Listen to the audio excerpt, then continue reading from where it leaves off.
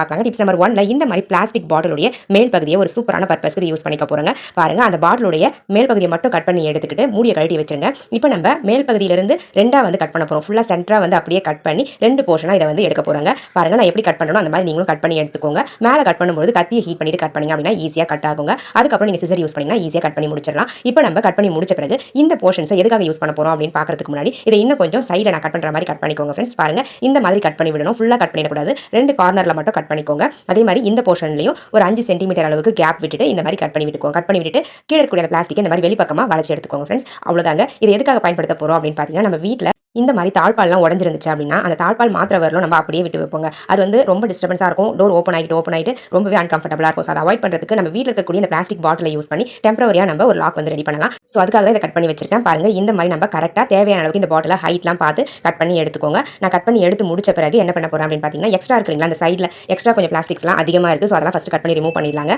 Remove பண்ணிட்டு இப்போ நம்ம வெளிப்பக்கமாக வளைச்சி விட்டுருக்கோங்களா அந்த பிளாஸ்டிக்கை யூஸ் பண்ணி தான் இதை வந்து கதவுல வந்து பேஸ்ட் பண்ண போகிறோம். நீங்கள் பேஸ்ட் பண்ணுறதுக்கு பதிலாக ஒரு ஆணி எடுத்து, அதாவது ஸ்க்ரூலாம் இருக்கும், ஸ்க்ரூ வச்சு லாக் பண்ணிட்டீங்க அப்படின்னா ஸ்ட்ராங்காக லாக் ஆகிடும். என்னால் வந்து அந்த ஸ்க்ரூ வச்சு லாக் பண்ண முடியாது அப்படின்றதால நான் வந்து ஜஸ்ட் க்ளூ அப்ளை பண்ணி உங்களுக்கு காமிச்சிருக்கேன். நீங்கள் யூஸ் பண்ணும்போது ரெண்டு சைடுமே வந்து பார்த்தீங்கன்னா ஒவ்வொரு சைடும் ரெண்டு ஸ்க்ரூ வந்து வச்சு லாக் பண்ணி விட்டுருங்க. லாக் பண்ணி விட்டுட்டீங்க அப்படின்னா ஒரு 6 மந்த் வரலாம் கூட உங்களுக்கு இந்த பாட்டில் வந்து தாழ்பாலா சூப்பராக வேலை செய்யுங்க. பாருங்க, இந்த மாதிரி அந்த மூடியை கழட்டிட்டீங்க அப்படின்னா டோரை ஓப்பன் பண்ணிக்கலாம். அதுக்கப்புறம் க்ளோஸ் பண்ணி முடிச்ச பிறகு ஒன்றா வச்சு இந்த மூடியை வந்து டைட்டாக போட்டு விட்டுறலாங்க. நீங்கள் ஸ்க்ரூ யூஸ் பண்ணீங்க அப்படின்னா அந்த பிளாஸ்டிக் பாட்டில் பிரிஞ்சு வரவே வராதுங்க. ரொம்ப ஸ்ட்ராங்காக இருக்கும். ட்ரை பண்ணி பாருங்க. ரொம்பவே யூஸ்ஃபுல்லாக இருக்கும். எனக்கு இந்த டிப்ஸ் தேவைப்படுறவங்க ட்ரை பண்ணி பாருங்க.